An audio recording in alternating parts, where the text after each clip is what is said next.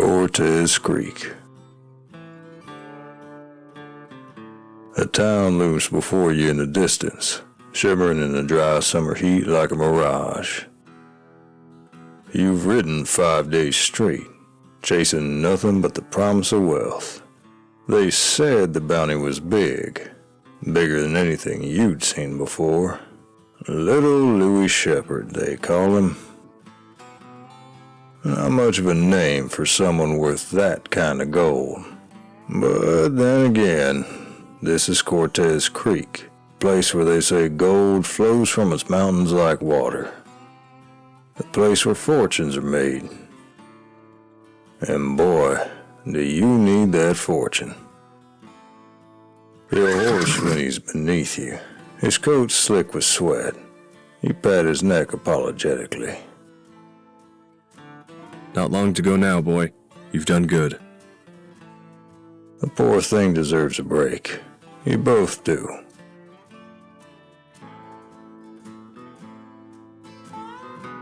You squint into the distance, just able to make out the shape of Cortez Creek. The town has a rare reputation of experiencing not one, but 2 gold rushes. Its first is said to have taken place in the 1840s, where the gold was harvested right from the creek that gave the town its name. But now, you hear it's enjoying a second gold rush, unprecedented levels of gold, being mined straight out of the mountainside. That kind of wealth probably explains the size of the bounty on Little Louis. Little Louis Shepherd. One of her so many crimes, they couldn't even list them all on the poster. How did one guy commit all those offenses? Must be some kind of mastermind. You never even heard of the guy. You glance at your purse, pulling it open just enough to peer inside. Pathetically empty. Barely enough to last a week, at a stretch. It's been a rough few months, truth be told. Every bounty you've chased lately seems to get snatched up before you can even draw your gun. That's why you rode all the way out here, for the bounty on Little Louis Shepherd. And this time, you need to be the one who collects. You decide to keep riding. You dig your heels into your horse, urging him forward. It's the last stretch now. No more time to waste.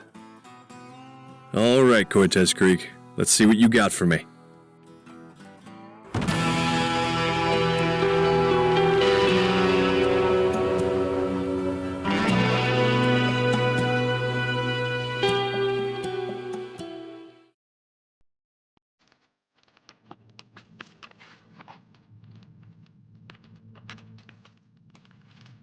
Your horse trots into town, his hooves kicking up little clouds of dust with each step. So this is Cortez Creek, huh? For a so-called wealthy town, it's...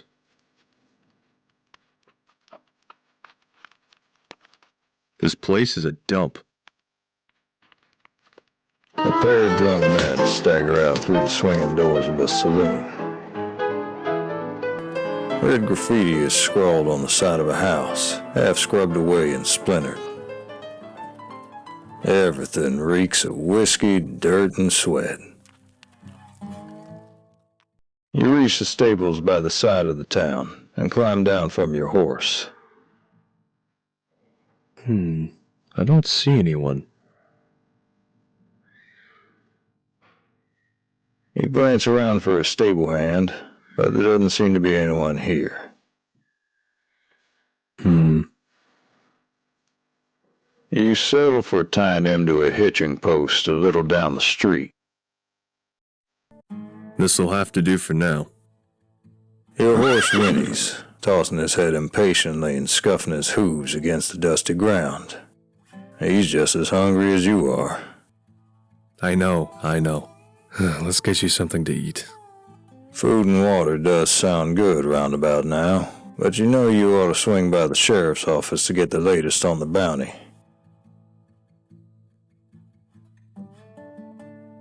I'm starving. I can't do anything unless I've had something to eat first. You head into the heart of the town in search of the general store. The heat and dirt of the place seems to cling to your skin, only adding to your burgeoning sense of unease. The sooner I can catch this guy and cut loose, the better. You pivot to see a man leaning against a railing, a bottle smashed at his feet. Another one.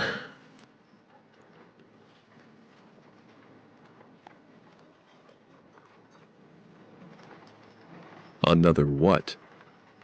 You, another outsider. Gonna pollute this town with your dirty gold, are ya?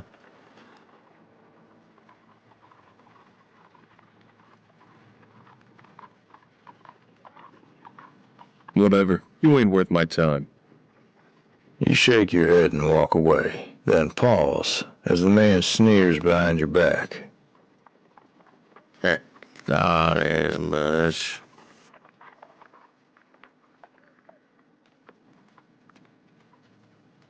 You ignore the drunkard and continue on your way, but as you do, a man pushes past you. He tackles the inebriate to the dirt, landing a few hard kicks as the drunk curls against the ground defensively.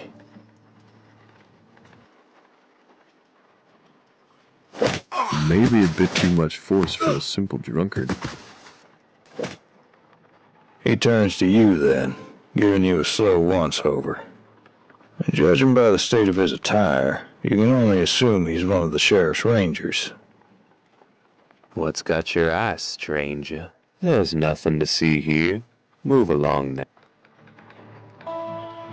And here I thought this was a free country. You got something to hide, lawman?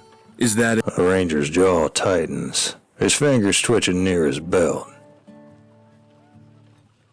For a moment, it seems like he might make a move, but then his shoulders relax, and he gives you a dry, humorless smile.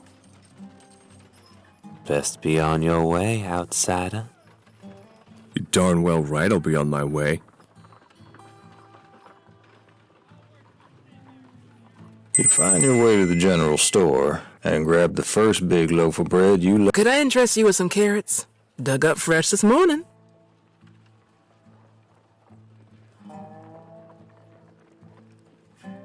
After everything your horse has endured, a handful of carrots feels like a well-earned treat. Bread and carrots, let's see, that's 25 cents in total. You pat your pockets, frowning. That loose change was there earlier, wasn't it? Did some coins fall out when you dismounted, or did someone lift it off you? Surely not. You missing something? Yeah, I can tell by the look on your face. Bless your heart, you must be new here. Best be careful in Cortez Creek. There's a lot of crooks about, the thieving type. Thanks for the tip. At least you still have your purse. You take out the money and pay the shopkeeper. You take care of yourself now, and keep an eye on them thieves. You wolf down the bread, then drink your fill of water from the well. That'll do. Time to see what the sheriff knows about little Louie. You turn the corner and find yourself in the heart of Cortez Creek, the town square. The sheriff's office stands at the center, but your attention snaps to the noisy crowd gathered outside. A crowd? This doesn't look promising. All right, settle down now. Settle down. You step closer, spotting a man on the porch addressing the crowd. He must be Sheriff Hargreave. I know y'all want answers, and you'll get them. Just hold your peace for a spell. You push through the crowd, but it's packed tight. Over someone's shoulder, you catch a glimpse of a ranger pulling down a wanted poster. You strain for a better look, and to your dismay, it's a poster of little Louie. I can confirm that as of noon today, the blight known as Little Louie has been caught. Well, shit.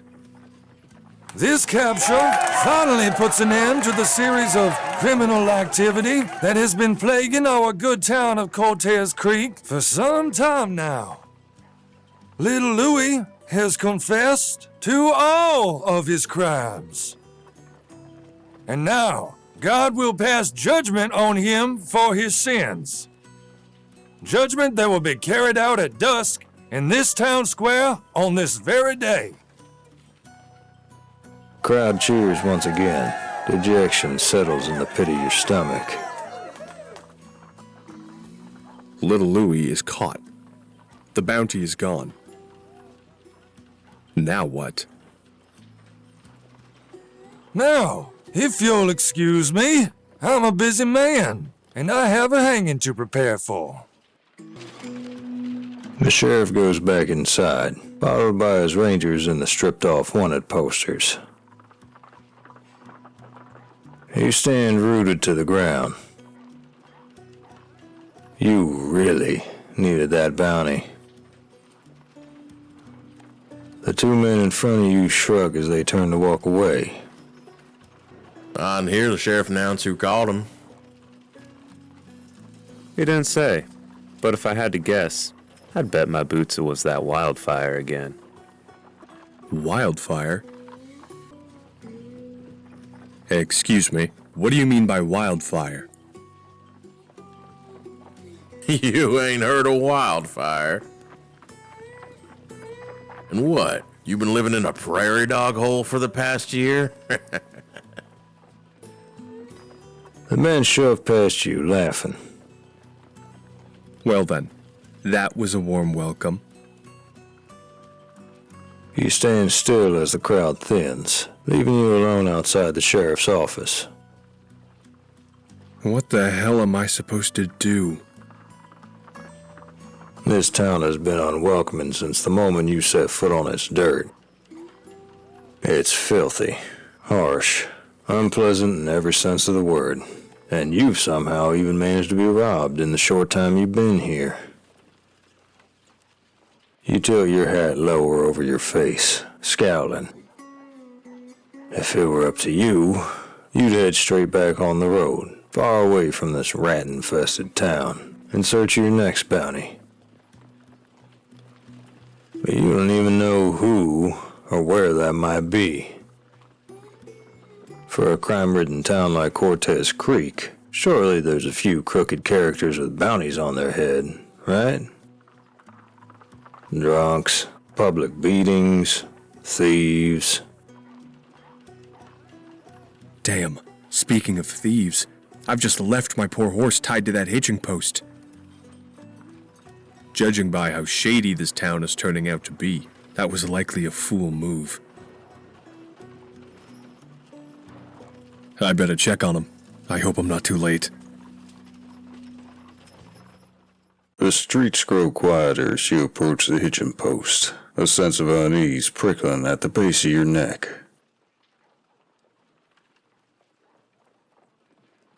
Your horse comes into view, but he doesn't seem to be alone. A broad-shouldered man stands by the hitching post, his hands working the reins. You stop in your tracks. It's just what you feared. Someone is trying to steal your horse. You walk quietly towards the man, your hand on the hilt of your gun, just in case. The man hears your footsteps and turns around in surprise. Oh, I'm sorry, partner. I didn't see you there. I just noticed this remarkable fellow looked rather hungry, so I gave him something to eat. I hope you don't mind. I take it he's yours? What's his name?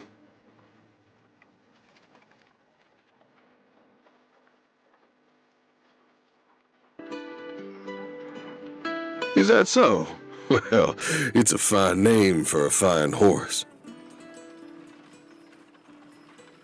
Pardon my forwardness, but if you're planning on staying the night, you might want to consider moving them to the livery stables. Cortez Creek, it's not the safest place after dark. We've had some trouble with horse thieves around here lately.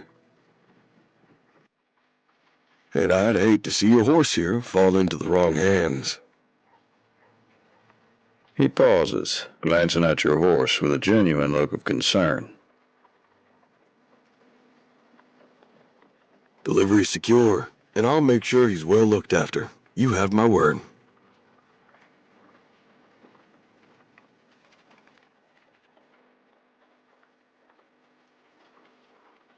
Please do. Thank you.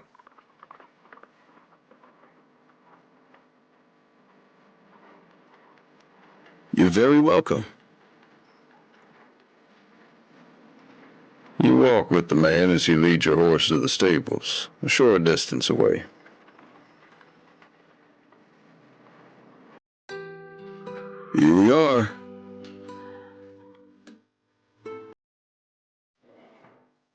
How much for one night's boarding? It's a quarter. You hand him the money. Much obliged.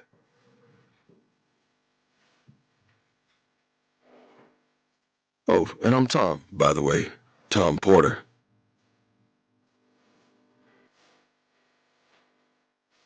He smiles and gives your extended hand a shake, his grip firm and calloused. Nice to meet you. You're new to Cortez Creek, aren't you? Let me guess. You're a bounty hunter here on business. Huh? How could you tell? You just seem the type, that's all. Whatever that means.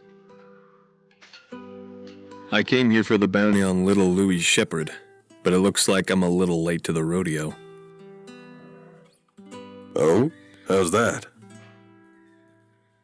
The sheriff just announced that he's already been caught. Is that so?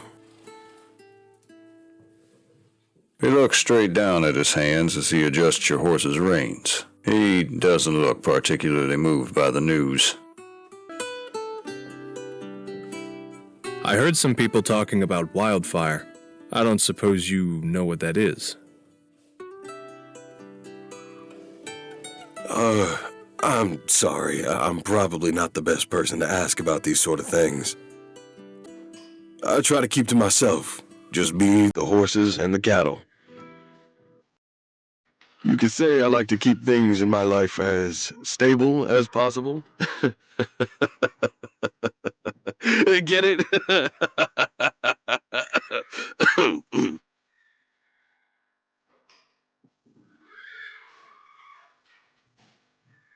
Oh, Lord have mercy. That is one terrible pun. So, have you always lived in Cortez Creek?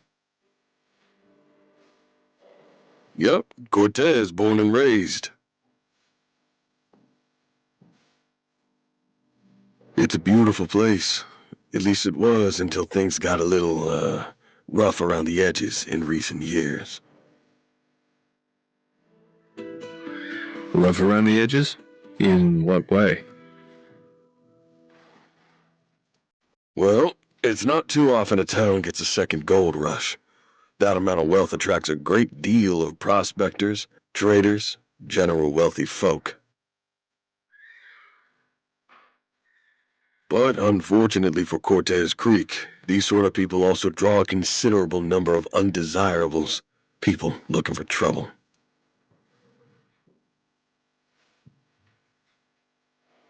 He glances away, looking uneasy.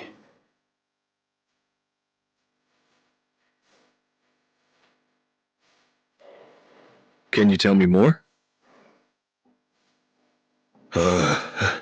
You'd be better off asking someone else about this sort of stuff.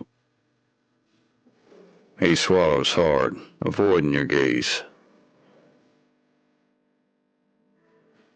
What's with this guy? Why does he seem so uncomfortable all of a sudden? Well, I better find some place to stay for the night. Thanks for looking out for my horse. It's my pleasure. Are you going to watch the hanging tonight? Oh no, I've seen enough hangings in my time. Don't have the stomach for it anymore. Ah, and I almost forgot. You take the carrots out of your bag. I bought these earlier. Feel free to share them up between the horses. That's very kind of you. I'll be sure to do that.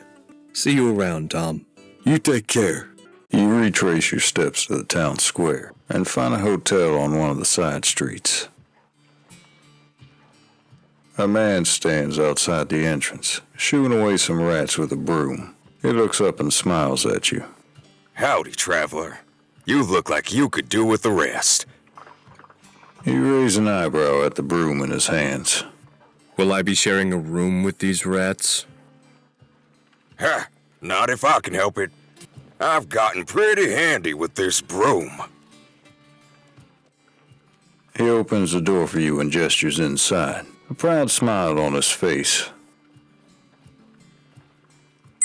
I dare say you came here at just the right moment.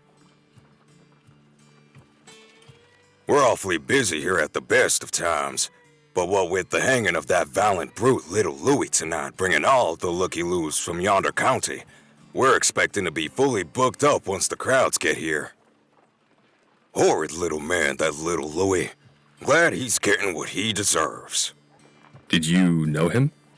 Not personally, no, but one hears what folks say about him. Anyway, it's just one night you'll be staying, that correct? Yes. I'll be leaving come sunup. And not a moment later. A pity. Well, I'll give you room 13. It's a quiet room, perfect for your early morning start. Mind you, you're not superstitious, are you? No, I'm not. That's just as well. Our other available room has a bit of a bloodstain problem, you understand? That'll be $1 for tonight. You reach for your purse. Every coin you part with reminds you painfully of the bounty that you failed to collect. And have missed it so narrowly, after days on the road. You stifle a yawn with the back of your hand. If you plan on catching a bit of shut-eye before the hanging, I can certainly be around to wake you up when the crowds begin to gather. That won't be necessary. I'll stay awake. Well, I'll give your door a knock just in case. You scoff at the knowing look he gives you. Sure. The man cheerfully shows you to your room. To your relief, there's not a bloodstain or rat in sight. But you pause as a peculiar scent drifts across the room towards you. On the bedside table, you spot a bunch of sticks in a jar. Their tips glow amber, emitting an aromatic smoke of cedar wood and saffron. The scent is strong. What a foul smell. I don't want this stinking up my room. You pick up the jar of sticks and place it outside your door. The scent still lingers in the air, but at least it's not as strong. The mere sight of your bed makes your legs feel weak with fatigue. You flop down onto the covers.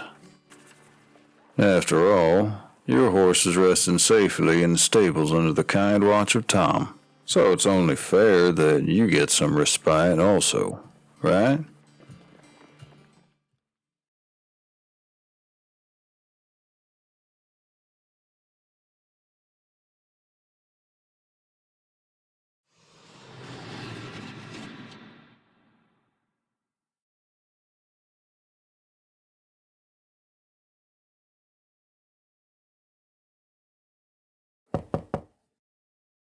The knock awakens you with a start, disturbing your deep sleep and washing away any lingering images. You hear the familiar booming voice of the hotel owner outside your door. Crowd's starting to gather. You best get down there to secure a good spot. You head down to the town square, where a large crowd is already forming near the hanging platform. The place is heaving with excitement and grim anticipation. The sheriff steps out of his building and makes his way up the platform, 2 men following behind. Jeers are up from the crowd at the sight of the small man who has been gagged, and the sheriff hushes them before beginning to speak. Ladies and gentlemen, good people of Cortez County, we are gathered here this evening to witness the final and definitive serving of justice to one heinous individual who has for many months been a tremendous blight on our beautiful town of Cortez Creek. I am, of course, referring to one Louis Amos Theodore Shepard, known in these parts as Little Louis. There's a ghost of a smile on the sheriff's face. He seems to be enjoying the spectacle. His capture is a triumph for the cooperation of bounty hunters, benefactors, and law enforcement alike, and I, Sheriff Philip Hargreave, am honored to stand before you to deliver this justice.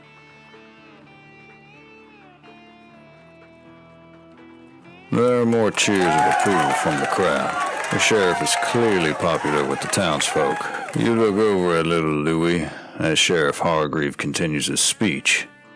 He has painful-looking bruises across his face, suggesting he suffered through a beating or interrogation of some kind.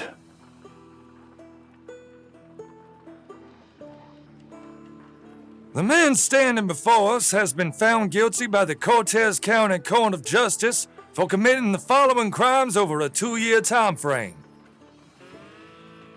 11 counts of murder, 8 counts of armed robbery, 4 counts of arson, 7 counts of criminal graffiti and unlawful fear-mongering, kidnap, perjury, bigamy, perverting the course of justice, extortion. Little Louis shakes his head desperately as the long list of charges is read out, earning him a kick in the back of the legs by the ranger. A woman in front of you turns to her friend. You mean that one little fella did all those detestable things? What a wicked man. As you cast your eyes over the crowd before you, they land on a particular figure, a man. Unlike the rest of the spectators, his face is turned to the crowd rather than the gallows. And you're not sure what exactly it is, but something about this guy looks like bad news. The sheriff reaches the end of Little Louis's extensive list of crimes, and the crowd goes silent in anticipation. A noose is lowered around Little Louis's neck, followed by a bag, masking his panicked eyes for the last time.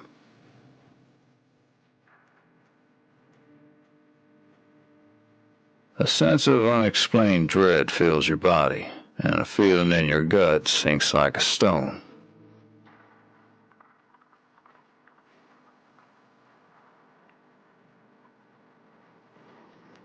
The sheriff steps towards the wooden lever at the side of the stage. Ordinarily, at this point, I would ask the condemned if he has any final words. But on this occasion, we have had to gag Little Louis to spare the public from his foul-mouthed language, you understand. Little Louis Shepard, your sentence is death. May God have mercy on your soul. He pulls the lever, and a great creak echoes across the town square as the platform's trapdoor collapses, and Little Louis's body plunges 2 feet down. The crowd breaks out into an uproar. And then, a movement amongst the crowd catches your eye. It's the mysterious outlaw. You watch as he weaves his way through the crowd so seamlessly it's like watching a ghost. You stare in alarm as he swipes something from an unsuspecting man. A bag of coins, most likely. You look around frantically. Surely someone else must have spotted him. But no, everyone else seems too distracted by the hanging to notice. Maybe this is your chance. If you catch this guy red-handed, you can bring him into the sheriff's office and at least get some kind of bounty reward before you head home. Besides, something about the way he moves tells you he's a wanted man. The rewards could be lucrative. This guy might be my last chance to make some money in this place. I need to catch him. Your heart stops as he glances over in your direction, like he knew he was being watched. Your eyes meet, the furious glare of his gaze boring into you like a hot poker. Then, just as quickly as he saw you, he keeps moving, further and further through to the other side of the crowd, before he disappears behind a building. Fuck it, let's get this guy.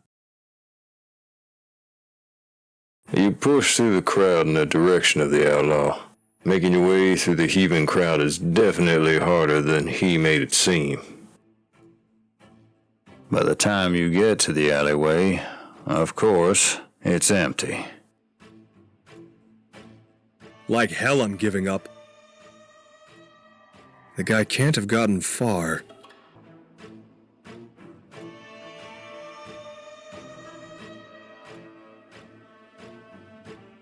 You take the path to the left, but there's nobody there.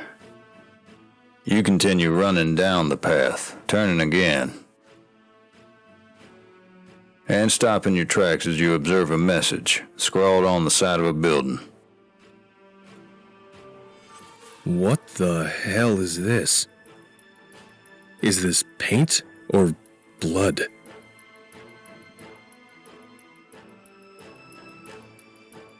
You lean towards the graffiti and give it a sniff. It's not a scent you can identify, but its fumes make your head spin. What kind of drunk leaves a message like this? You frown, turn on your heel to leave, and then you freeze as you hear the click of a gun from behind you. The air feels cold and still. Hands above your head. Turn around.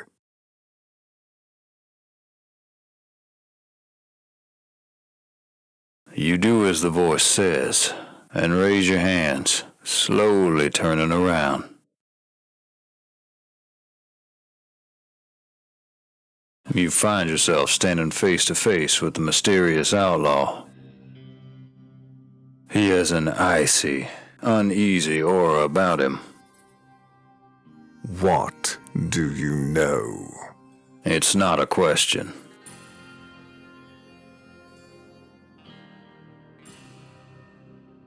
What? I don't know what you're talking about.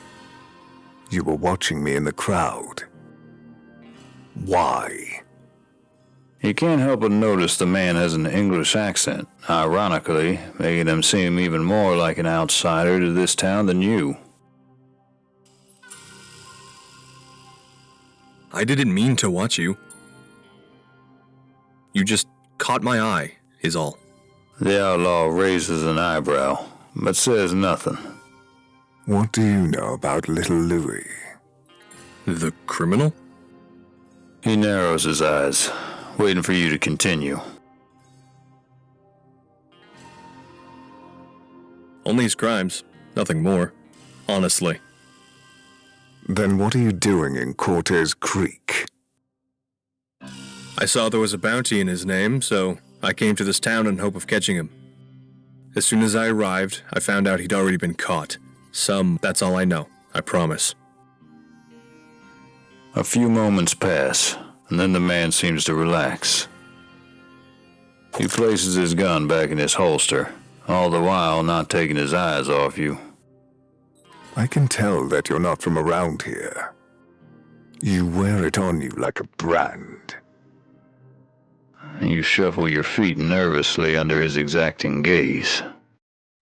Heed my warning.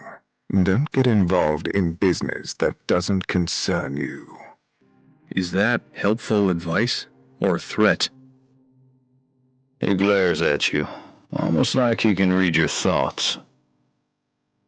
I have no interest in helping you. I simply expect you to stay out of my way.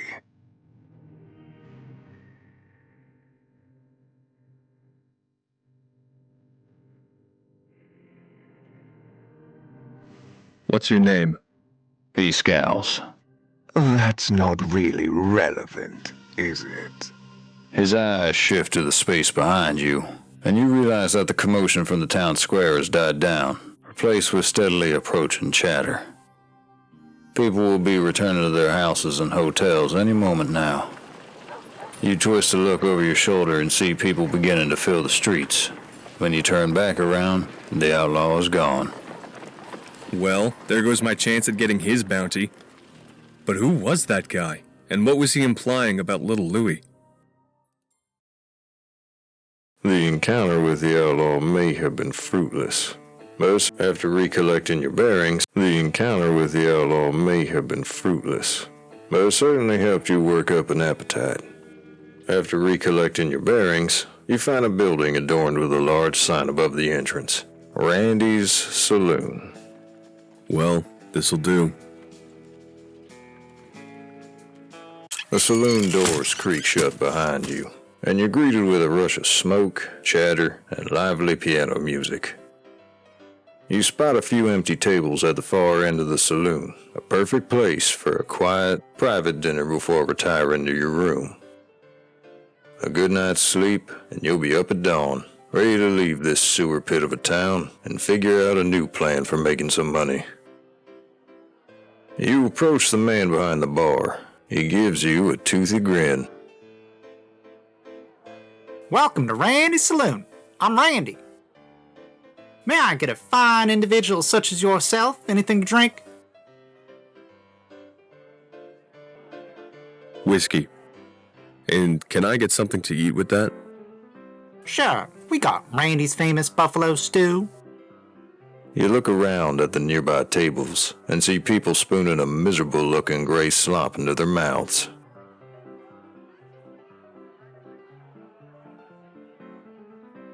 Do you have anything else? Nope. Fine. Buffalo stew it is. Randy's toothy grin widens, revealing a number of missing teeth. It'll just take a moment, if you want to take a seat at the bar. Aye! That's one more order of Randy's famous buffalo stew, Barley Hank. You rest your arms on the bar counter before quickly realizing that was a bad idea. It's sticky, and probably hasn't been wiped down in months, if not years. Well then, traveler. What brings you to Cortez Creek?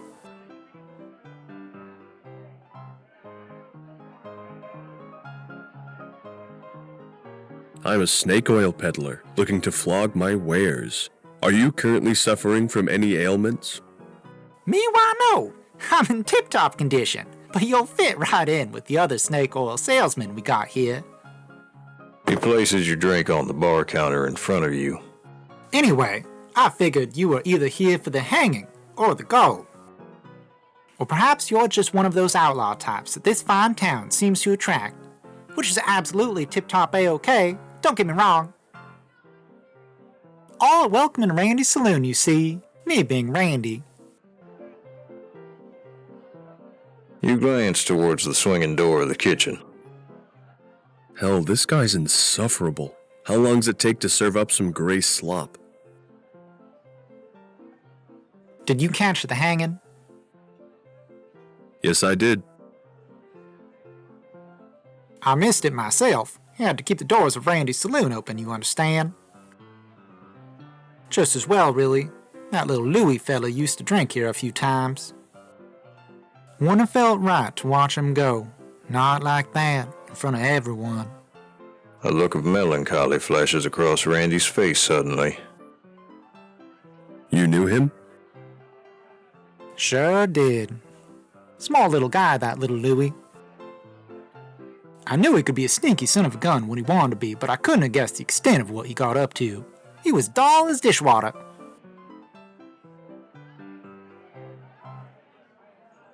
What do you mean, a sneaky son of a gun? Well, he was a bit of a rascal, that little Louie. Thieved from a few of the townsfolk in his time. Thieved from me too, in fact. But kidnapping? Murder? Never saw that coming. No sirree. What I mean is, I never took that little Louie for quite the villain he turned out to be. Played us all for a fool, I imagine. I see. I dare say I'm glad he was caught, God rest his soul. Hopefully now with him gone, this town will settle down a bit. Heck knows we need it. And if anyone was gonna catch the varmint, it would have to be Wildfire, of course. Wildfire? Again? Can you tell me about Wildfire? Randy looks at you in puzzlement. You're telling me you don't know who Wildfire is? Well, Wildfire's the fiercest bounty hunter this side of Mississippi. Yes, sirree. Can shoot a man down in the blink of an eye. And speaking of eyes, that Wildfire has a gaze as cold as ice. Randy shudders and stares off into the distance, as if he can feel Wildfire's gaze on him now. As cold as ice. Maybe that mysterious outlaw I encountered earlier was Wildfire all along. Before you can ask anything more, a man comes from the swinging kitchen door and places a bowl of what can only be described as slop on the bar. Ah, and here's your Randy's famous buffalo stew. You enjoy that now, and make sure to eat it while it's piping hot. Brings out the flavor that way. It's just as gray and sad looking up close, but by this point, you're starving, so you're not about to complain. You pay Randy, take the stew and your drink, and walk to a table on the opposite side of the saloon, far away from Randy and his unsettling face. As you settle into your seat, you can't help but feel like you're being watched. You glance around the saloon, your eyes scanning the smoky room for any signs of the mysterious outlaw. Only to catch sight of a woman instead, her gaze fixed on you as she sits with her back against the wall in the far corner. The air is so dark and smoky that you struggle to make out her face, but something seems vaguely familiar about her. Then you hear a yell, followed by the sound of a chair toppling to the floor.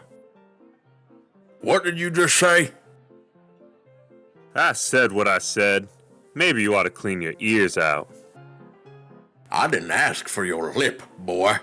You're right near crossing the line right now. The first man grabs a glass bottle from the table and smashes it, jutting the broken bottleneck towards the other man's neck. Looks like I need to teach you a lesson on respecting your superiors.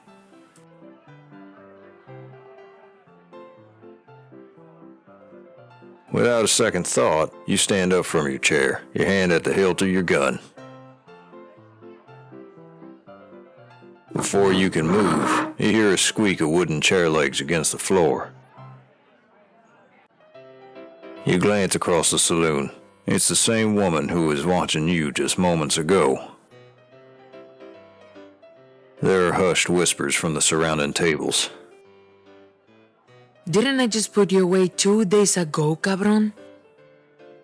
Don't talk to me like that, you darn uppity bitch. Know your place, you and the rest of you bootlickers.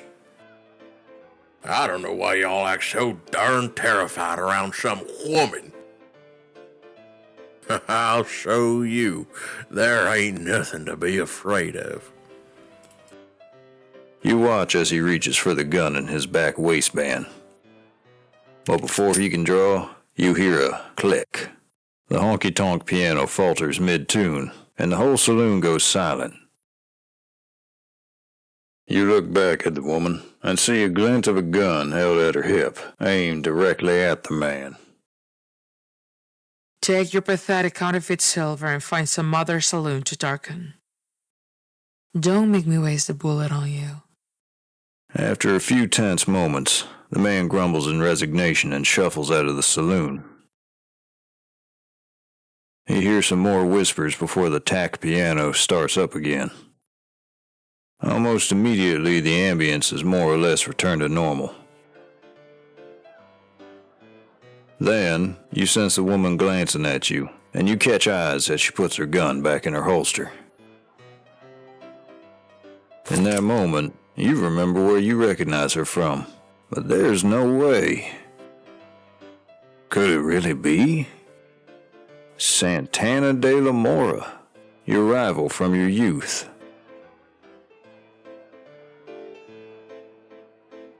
Santana? Is that you? She raises an eyebrow, and the corner of her lips pull up in what you interpret to be a smile. It's you. Taking this as an invitation, you grab your untouched bowl of Randy's famous buffalo stew and your drink, and head to her table. Santana barely acknowledges you as you take a seat.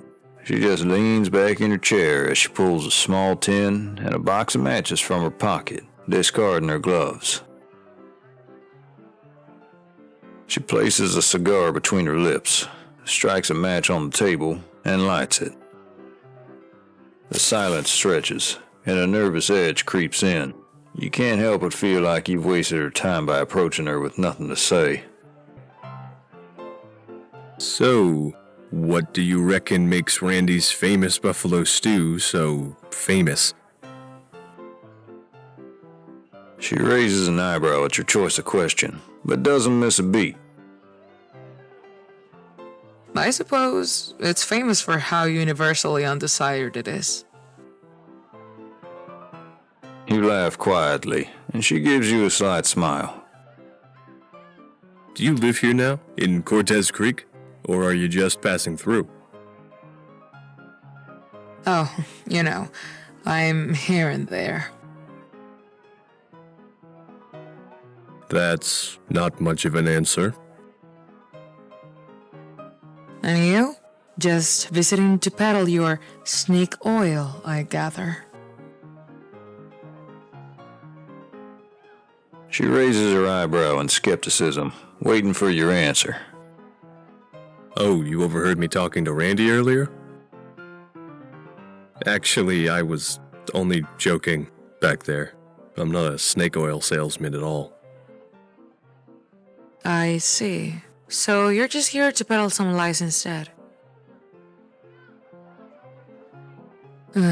That's a shame. This town has enough liars as it is. Relax, I'm only messing around. But her cold expression says differently. You wish you could melt into your chair, right here and now. I really only came here to chase a bounty. Which bounty was that then? I was after that little Louie guy.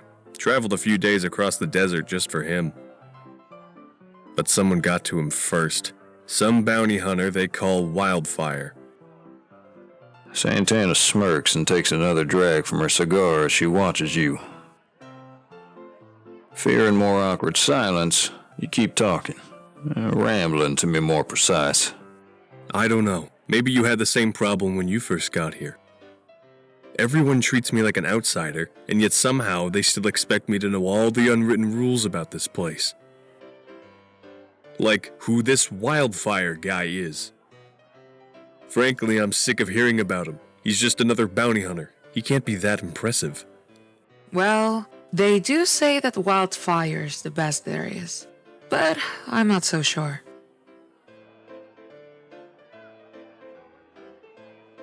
Oh yeah? What makes you say that? If he's as good as they say, why would he waste his time being a bounty hunter, chasing after petty criminals and lowlifes? Why not do something practical with that talent? You frown, unsure if she meant that as an insult to you, having just announced yourself as a bounty hunter. But a quick glance at her face suggests she meant no offense. She's staring thoughtfully into space, her arms crossed, with one hand lightly holding the cigar at her lips. Your gaze settles on her hand. You can't help but notice her knuckles are bruised and bloody. Huh. What an odd sight for someone with such delicate hands. You're tempted to ask her what she does for a living. Most folk wouldn't expect to see a woman drinking alone in a saloon in a town like Cortez Creek, except for ladies of the night, of course. Then again, Santana never followed the rules, not even as a kid. But before you can ask, she leans forward slightly, regarding you. This little Louis Shepherd. I presume you attended the hanging. What did you make of him?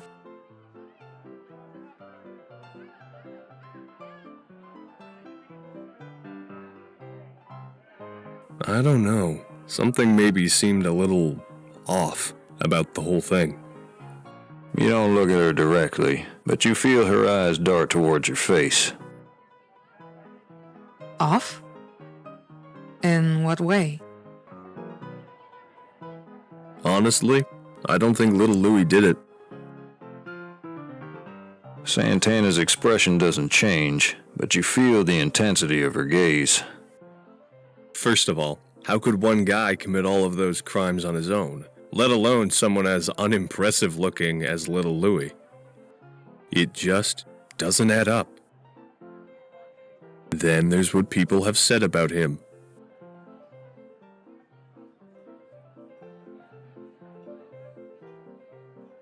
Randy said little Louis used to be a patron here. Said he was known for getting into trouble at times, but mentioned he wasn't very bright. Call me a skeptic, but there's no way a saphead like little Louis could have done all that over a 2-year time frame without getting caught. She says nothing, but there's a slight upward tug in the corner of her lips. Almost like she's smiling. It goes silent between the two of you once again, and you let your curiosity get the better of you. Why do you ask? Santana just looks at you and leans back into her chair, her expression impenetrable, like she's assessing you, sizing up your worth. A few moments pass and it becomes clear Santana certainly seems harder to read than you remember. It's difficult to put your finger on exactly how, but you get a sense that something's troubling her.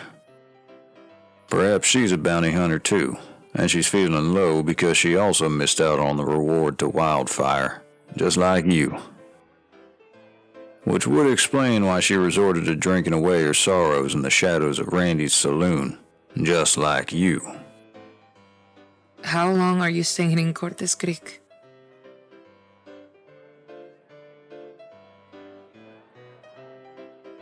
That depends. On what? However long you're staying. Santana's eyes flicker up at your words, but she says nothing more. Actually, I'm just here for the one night. The only reason I came here was for the bounty on little Louis, but now that's no more. I'll have to seek out other pastures. Cortez Creek ain't exactly my idea of a good time. Plus, it seems like that Wildfire probably has a monopoly on just about every criminal in this area, by the sounds of it. Santana chuckles.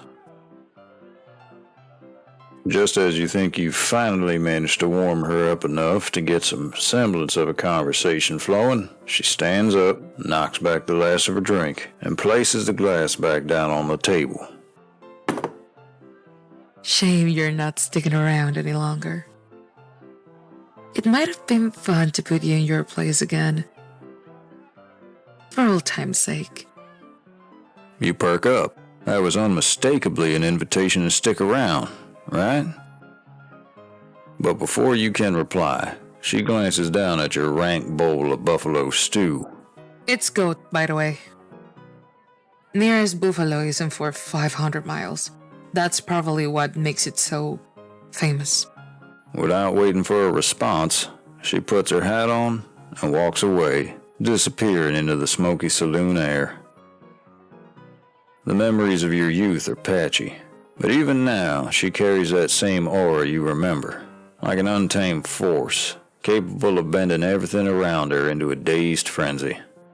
You glance down at your bowl of buffalo, goat, stew. Your stomach growls, demanding sustenance.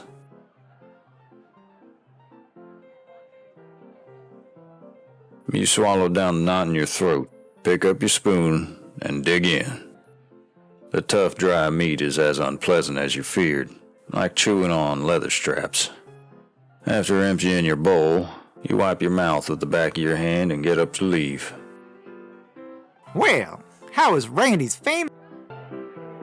Are you kidding? It was disgusting. Are you trying to poison me?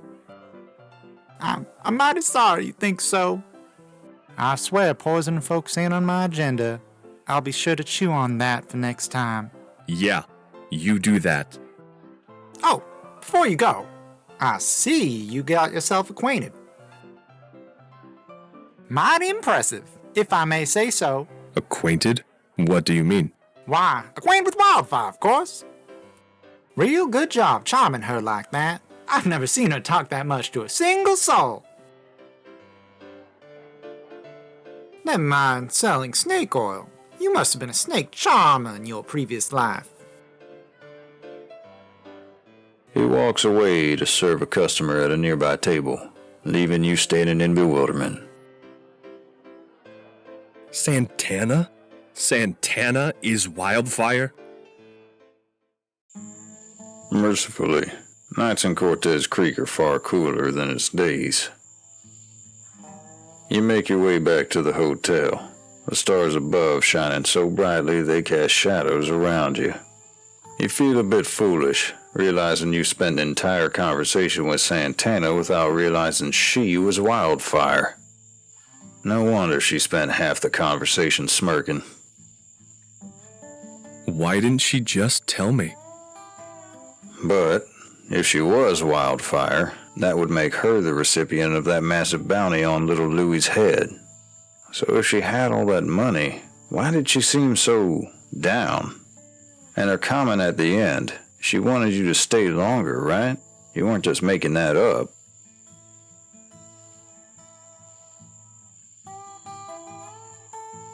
Yeah, she said it was a shame I wasn't staying for any longer than one night. And Santana's not one to mince her words. You ponder the comment in your head, weighing your options. You didn't like Cortez Creek one bit, that's for sure. But truth be told, you like the idea of leaving town empty-handed after such a long journey even less. You might be willing to stay if there were more bounties to be collected, but the place seems overrun with competition, not least by Wildfire herself. Despite Santana's half-hearted invitation to stay, you stick with your plan. Up at dawn, saddle your horse, and ride out. You turn the corner to the last stretch of path to your hotel. The air feels heavier, quieter, almost as though... Then, out of the shadows, a dark figure steps into view. A thief? Or the mysterious outlaw again? You instinctively reach for your gun, but then the figure holds up their hands, showing you they're unarmed. I won't take much of your time. She lowers her hands and takes a step towards you. You seek gold. You were right to come here. There's an enormous wealth of it, right beneath our very feet.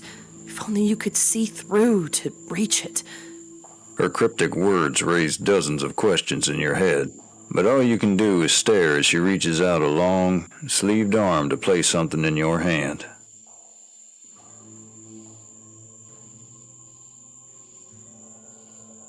Hold on a moment. Who are you? Who I am is not important. All you need to know is that I'm someone who wants to help. I believe you can help save this town. Her tone softened slightly, as if recognizing your unease. My reasons will become clear in time. For now, you must trust me. It has been a long and tiresome day, and you're at your wit's end with her vague riddles. You find yourself taking a small step forward impatiently. Look, lady, I don't have the slightest clue what you're talking about. You clearly have me mistaken for somebody else. I have no link to this town, to this county. I'm not here to solve your puzzles. I just came here for the gold, and I missed my chance. So I'm not sticking around. Find someone else for your riddles. The woman flinches at your tone.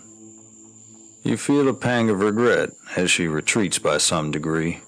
It needs to be you, because I've watched you.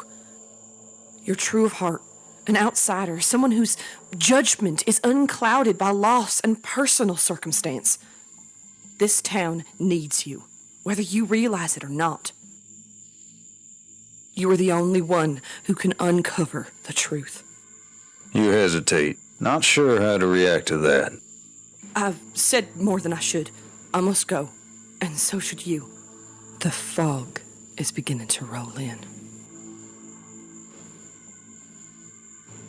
Hold up. Wait, just one... But your plea is left unanswered as the woman disappears back into the shadows as quickly as she came, leaving you. What did she mean by an enormous wealth right below our feet? Was it literal? You tap your heel against the dirt, half expecting a hollow echo, but it's just solid ground. You're aware the gold mine up in the hills is what funds this town's hustle, but surely it doesn't stretch below Cortez Creek itself, or does it?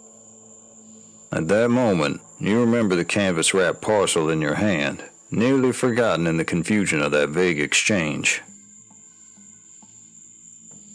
Common sense tells you not to open it here, where there could be thieves hiding in any corner, but your curiosity gets the better of you.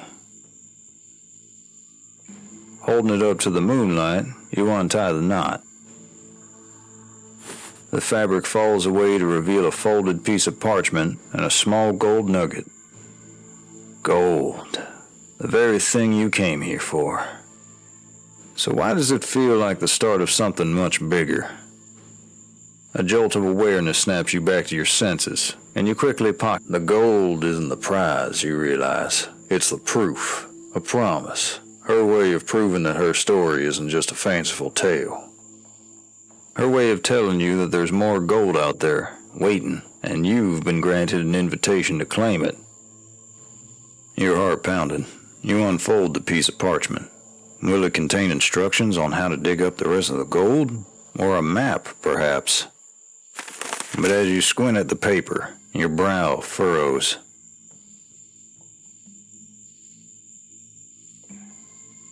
Miller McCabe. SLS. All that glitters. You stare at the paper, like you're hoping some pattern might emerge from what looks like 6 very unrelated words.